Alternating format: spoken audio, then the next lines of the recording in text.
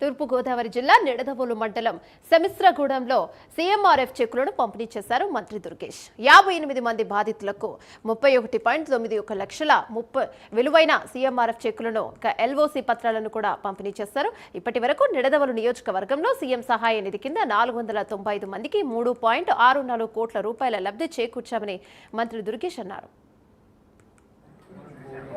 CMRF కింద 54 మందికి 25,66,914 రూపాయలు చెక్కులు, అదేవిధంగా ఎల్ఓసి ఒక నలుగురికి 6,25,000 వెరసి మొత్తం 31,91,914 రూపాయల చెక్కుల రూపంలో మీ అందరికీ అందించడం జరుగుతుంది.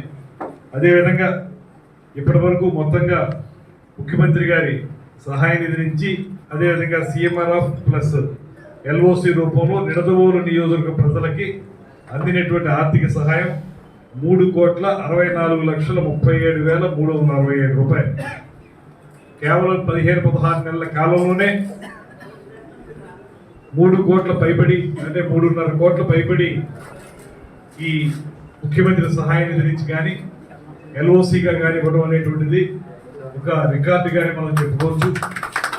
ముఖ్యంగా ముఖ్యమంత్రి చంద్రబాబు నాయుడు గారు, అదేవిధంగా ఉప ముఖ్యమంత్రి పవన్ కళ్యాణ్ గారు కూటమి ప్రభుత్వం అధికారంలో వచ్చిన తర్వాత ముఖ్యమంత్రి గారి సహాయ నిధి నుంచి ప్రతి 15 రోజులకి కూడా చెక్కుని అందజేసే కార్యక్రమం.